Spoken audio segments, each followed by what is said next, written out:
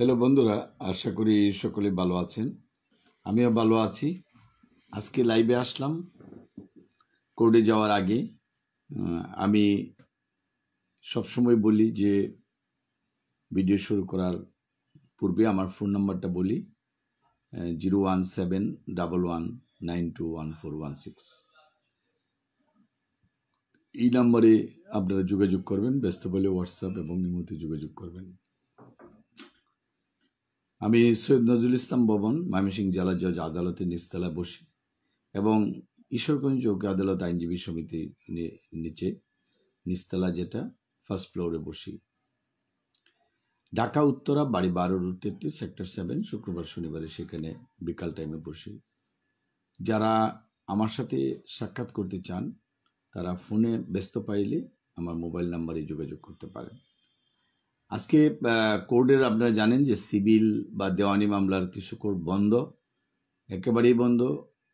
হয়তোবা একটা পার্ট সপ্তাহে 1 দিন বা 2 দিন খোলা থাকবে।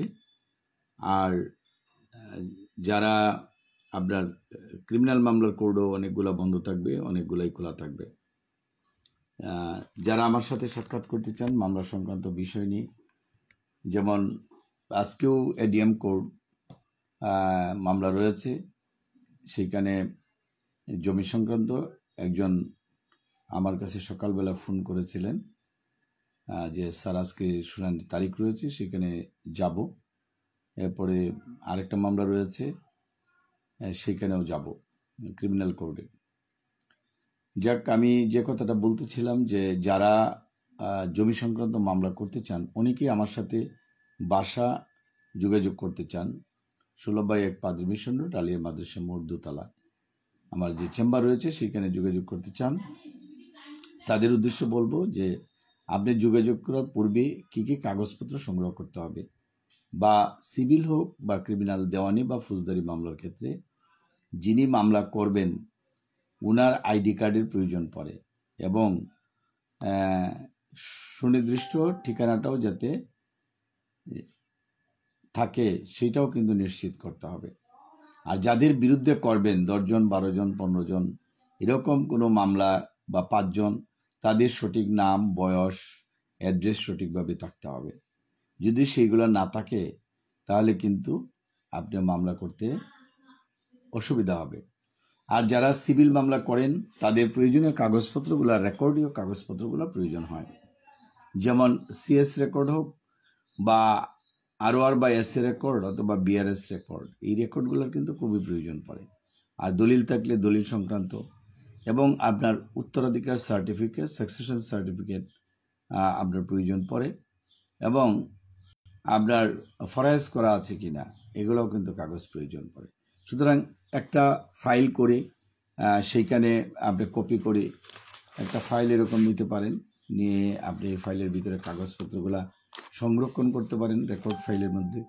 তারপরে আপনি 4 কপি করে করবেন কমপক্ষে। 2 জন আমাদের ওয়াচে রয়েছেন, আপনাদেরকে সুস্বাগতম আমাদের এই ভিডিওটি ওয়াচ করার জন্য। ধন্যবাদ।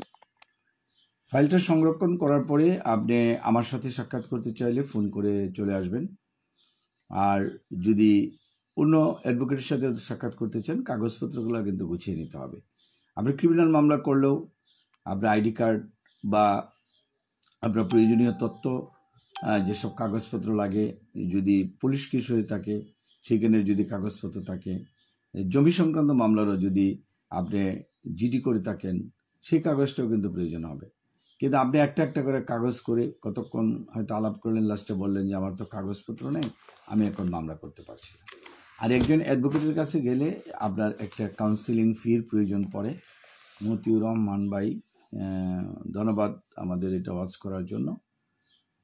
প্রয়োজন পড়ে সেই কাগজগুলোও কিন্তু আপনার মানে অ্যাডভোকেটের এখানে যে কাউন্সিলিং ফিটা দরকার সেটাও কিন্তু আপনাকে দিতে হবে। এবং আপনি যদি দেখা যায় যে থ্যাংক ইউ ভাই, চালিয়ে যাচ্ছি, দেখা যাক আপনারাও আমাদের সাথে থাকবেন সেটা প্রত্যাশা করি। এখন দেখা গেল যে আপনার এই যে যতটুকু ফি দরকার সেইটুকু আপনি সংগ্রহ করে নেবেন, এবং কোর্টকে কাগজপত্র জমা দিতে সেখানে টাকা পয়সার প্রয়োজন পড়ে। সেগুলো সংগ্রহ করে নিতে হবে। সুতরাং যারা শুধু মামলার ক্ষেত্রে না, আপনার জীবনকে গঠন করার জন্য, বিজনেস করার জন্য, বা আপনি কোথাও যাইতে চাইলে একটা ব্যাগ গুছিয়ে নিতে হয়, সুতরাং সেগুলো না গুছিয়েই কিন্তু আমরা দৌড়াদৌড়ি করি, সেটা থেকেও কিন্তু আমাদেরকে বাইরে দিতে হবে। সুতরাং ভিডিও করার যে উদ্দেশ্যটা সেটা হলো সচেতনতা বা অ্যাওয়ারনেস ডেভেলপ করা। কিন্তু আমি কতটুকু করতে পারছি তা জানি না। অনেকেই হয়তো ভিডিও করেন, সেটা যত বেশি করা যাবে তত বেশি গোছানো হবে। এরপরে পারিবারিক মামলার ক্ষেত্রে একই অবস্থা, যে যিনি মামলা করবেন তার আইডি কার্ডের প্রয়োজন হয়। যাদের বিরুদ্ধে করবেন সঠিকভাবে নাম ঠিকানা জানেন না, শ্বশুর শাশুড়ির নাম ঠিকানা জানেন না, পার্শ্ববর্তী সাক্ষীর নাম ঠিকানা জানেন না, এরকম অনেক ক্ষেত্রে হয়। সুতরাং এগুলো যদি আপনি কাগজগুলো গুছিয়ে নেন তাহলে কিন্তু আপনার মামলা করতে বা যে কোনো মামলার জবাব দিতে সেগুলো ক্ষেত্রেও কিন্তু সহজ হয়। যাই হোক, আমরা সেগুলা সচেতন করার জন্য বলবো। যারা মামলা করতে চান তারা কিন্তু এটা করতে হবে, এবং মামলা দ্রুত নিষ্পত্তি করার জন্য আপনার প্রয়োজনীয় কাগজ যদি আপনার হাতে থাকে, শর্ট করে ডেট নেবেন, নিলে কিন্তু দ্রুত মামলা শেষ করা যাবে। আর লেখালেখির যে বিষয়টা থাকে সেটার জন্যও কিন্তু আপনার অ্যাডভোকেটের সাথে সময় দিতে হবে। আর আপনি টাউটবার্ড পরে হাতে পড়বেন না এবং মৌরির হাতে পড়বেন না। বিভিন্ন জনে কিন্তু আপনাকে করে, আর যিনি আপনার সাথে ঘোরাফেরা করছেন উনি কিন্তু দেখা যায় কোনো না কোনো জায়গায় দালালি করেন।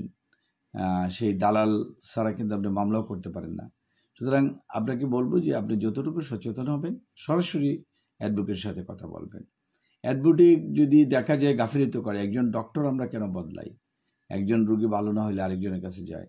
তা আপনিও যদি এরকম বদলাতে চান তাহলে কিন্তু খুব কঠিন হয়ে পড়ে। এই জন্য আগেই কথাবার্তা বলে খোঁজখবর নিয়ে আপনি যাকে মামলা দিবেন বুঝে নেবেন, এবং আপনার আরও যদি কোনো মামলা পরিচালনা করে বা ওনাকে দেখছেন যে না সেভাবে পরিচালনা করছেন না, আপনার মামলা কিন্তু বদলাইতে পারবেন, একজন থেকে আরেকজনের কাছে নিতে পারবেন। যাই হোক, আমি যে কথাটা বলছিলাম যে এখনও যারা জমির বিষয়ে একজনে প্রশ্ন করেছিলেন যে আমার এরকম জমি দখলের হুমকি দিচ্ছে, এখন কি মামলা করতে পারবো? জি, করতে পারবেন। আমাদের সাথে পরামর্শ করেন, আশা করি সেটা করতে পারবেন, আপনার কোনো অসুবিধা হবে না। যাই হোক, আমি বেশিক্ষণ লাইভে থাকবো না, কিছুক্ষণের মধ্যেই আমি কোর্টে যাব, যার জন্য লাইন থেকে বাইর হচ্ছি। আমাদের আরেক ভাই ওয়াচিংয়ে চলে আসছেন, থ্যাংক ইউ ভাই। যাই হোক, আমার ভিডিও দেখতে যদি কারো কমেন্টে প্রশ্ন থাকে প্রশ্ন করবেন, পরবর্তীতে এটার উপর ভিডিওতে আমি উত্তর দেওয়ার জন্য চেষ্টা করব। এবং আপনার ভিডিও, আমার আরেকটি চ্যানেল রয়েছে অ্যাডভোকেট জহিরুদ্দিন আকন, সেখানেও আমি ভিডিও আপলোড করি। যদি কেউ সেইটা ভিজিট করেন, সেখানেও আপনি কমেন্ট বক্সে লিখলে সেগুলো উত্তর দেওয়ার জন্য চেষ্টা করব। যাই হোক, যারা দেখছেন এবং যারা দেখবেন পরবর্তী টাইমে সবার জন্য দোয়া রইল।